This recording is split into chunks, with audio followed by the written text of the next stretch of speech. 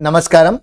We are starting with NR Taxation, Chapter 12, which gives the special concessional rates for non-resident in certain special circumstances. So please try to remember this maximum section, because here the rule is whatever is the special tax rate we are going to learn, the same rate is given in the TDS chapter. If tax rate is 5%, then TDS rate is also 5%. If tax rate is 20%, then TDS rate is also 20%. Tax rate has to be increased by surcharge and cess. TDS rate also has to be increased by surcharge and cess. So we are going to learn some special rates of tax given for non-resident situation. Section 111A, 112 and 112A we have already discussed in capital gain chapter. Apart from 111A, 112 and 112A, other incomes will be discussed here under. Section 115A is the core section. This is one of the most important section of our syllabus. Special provision for computing tax on income by way of royalty, fees for technical service and interest and dividend. Okay, look at this. Tax on dividend and interest in case of non-resident, non-corporate or foreign companies. So NR, FC or foreign company. Let's look at this. Dividend. Sir, dividend earned by non-resident is taxable at 20%. By heart like this. Dividend earned by non-resident taxable at 20%, not at 40%. Dividend earned by foreign company or non-resident is taxable at flat rate of 20%. No deduction will be allowed. The all sections that we are going to discuss here will be taxable on gross basis, and you literally have to by heart. You don't have any choice. Dividend 20%. Interest received from the government or Indian concern, or money borrowed or debt incurred by the government or Indian concern. So if you have incurred any debt, or if you have given any loan to India, you are a non-resident, your interest income is also taxable at the rate of 20%. I don't find any difficulty. Dividend is taxable at 20%. Interest is also taxable at 20%. Other than 3 and 4 below, meaning thereby there are certain concessional rate of tax that we have to by heart. And my dear friend, you need to remember one thing very much clearly. Government of India is trying to make India as a tax haven. India is going to become a tax haven. So what do you mean by tax haven? Tax haven means low tax jurisdiction or no tax jurisdiction. Obviously, we cannot make it no tax jurisdiction. In very exceptional circumstances, even we can make no tax jurisdiction by giving exemptions to non-resident. But right now, at least government is bringing the tax rate to the negligible level, that is 5% and 4%. So please understand, for non-resident, India has become one of the market where there is a high potential of growth at a lowest possible rate of tax that you can get in anywhere in any developed country. So interest received from infrastructure debt fund. Infrastructure debt fund. If you are a non-resident, you are investing in our infrastructure debt fund. Obviously, we are going to take tax only at the 5%.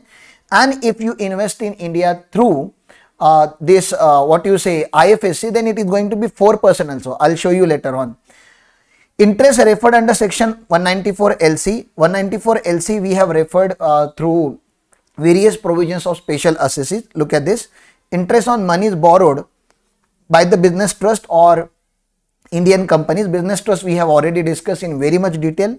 In respect of money borrowed by Indian company or business trust in a foreign currency, loan is taken in the foreign currency from sources outside India.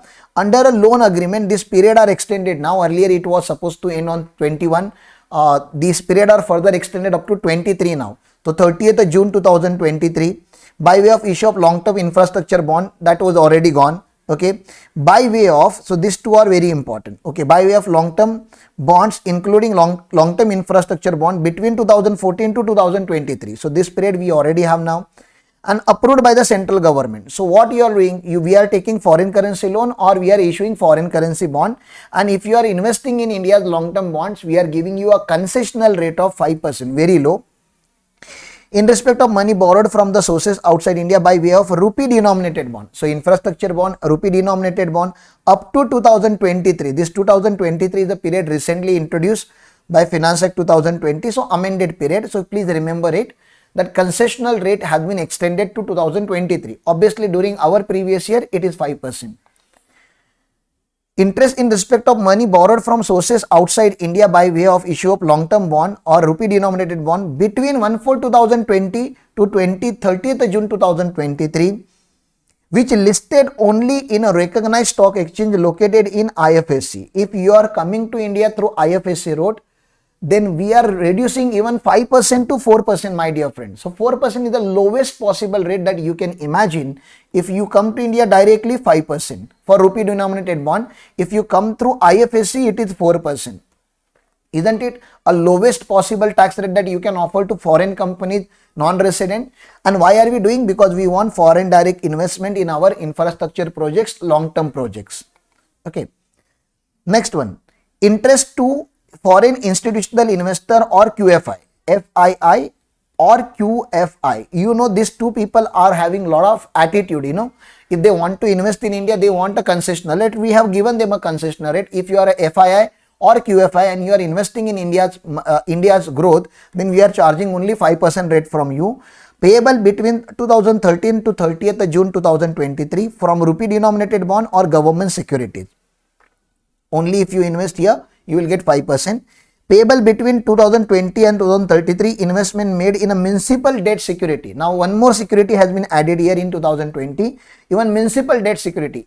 See, government authority was already there, rupee denominated bond was already there. Now, new bond has been introduced, bond issued by local authorities of India. And if you are of FII or QFI, if you are investing in our local authority also, we will give you 5% concession now. 5% concessional tax rate. Distributed income referred under section 194 LBA that we will discuss. It is again from business trust. Okay. Interest income from a business trust. Now, to understand point number 6, you have to have understanding of business trust, my dear friend. From business trust, you can earn multiple types of income: distributed income, dividend income, and interest income. Now, usually interest income is taxable in the hands of the unit holder who is earning that income, not in the hands of business trust. And dividend is exempted. Please understand, dividend is exempted in the hands of unit holder. Dividend is exempted in the hands of unit holder because, please understand, but there is a condition that SPV should not opt for 115 BAA, that means 22% of concessional tax rate.